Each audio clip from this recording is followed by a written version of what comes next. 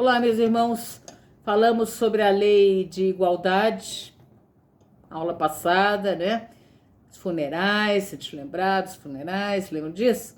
E hoje nós vamos falar sobre uma lei também muito importante. Todas elas são muito importantes, mas essa lei é a lei de liberdade. A gente tem que lutar pelas nossas liberdades, gente. Isso é muito importante. É uma lei de Deus, é uma lei de Deus, a lei de liberdade, né?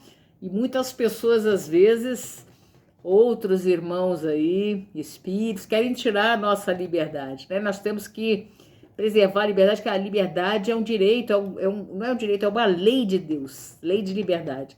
Então, a ambiguidade, que é ser livre, o que é ser livre? Por exemplo, a liberdade num país como a China é a mesma que a liberdade nos Estados Unidos? Pergunto para você.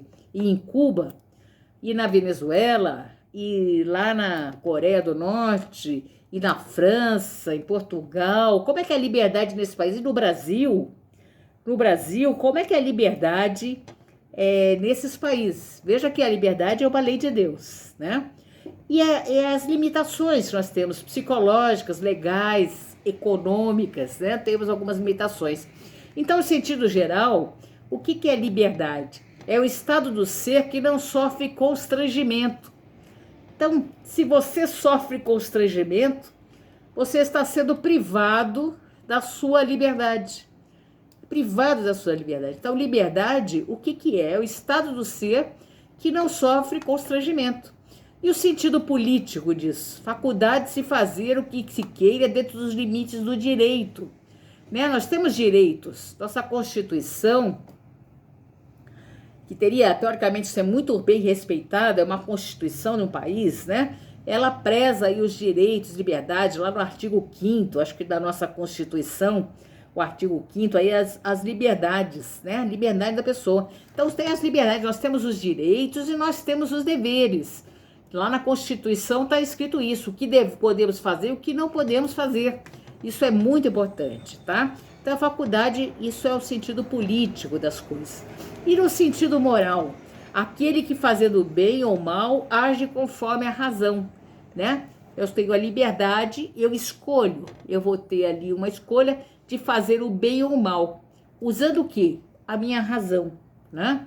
Então, na questão 825, haverá no mundo posições em que o homem possa jactar-se de gozar de absoluta liberdade?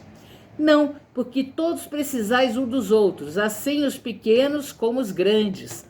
Nós precisamos de todo mundo, né? Nós estamos numa lei de sociedade, lembra disso? Precisamos um do outro. Lá na questão 827, a obrigação de respeitar os direitos alheios tira o homem de pertencer-se a si mesmo? De modo algum, porquanto este é um direito que lhe vem da natureza. Veja, esses direitos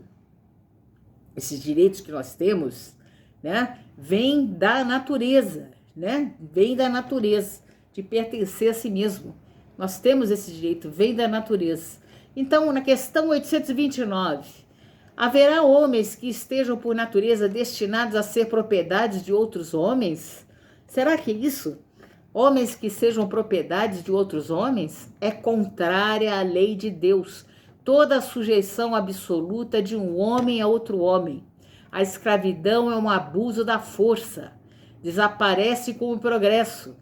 Gradativamente desaparecerão todos os abusos. Com o progresso moral do homem e intelectual, veja, às vezes é um progresso, mas não moral, né? Mas com o progresso verdadeiro do homem, nós estudamos aí anteriormente que a nossa civilização não é civilização, né? É uma sociedade esclarecida. Ainda para ser civilização precisa ser mais humana, mais humana. Todos, não são alguns, não, né? Todos mais humanos, aí tanto intelectual quanto moralmente, né? Então, nesses abusos aí que às vezes vão aparecer em algumas sociedades, mas desaparecerão quando o homem realmente se modificar interiormente, tanto moral quanto intelectualmente.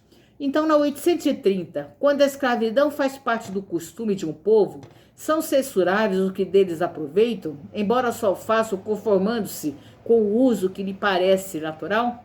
Lembre-se disso, a gente. Olha, que ele vai falar. O mal é sempre o mal. E não há sofisma que faça se torne boa uma ação má. Quando é mal, gente. Não há nada que faça isso se tornar bem. Nenhuma coisa pode se tornar o bem. A responsabilidade, porém, do mal é relativa aos meios de que o homem dispunha para compreendê-lo.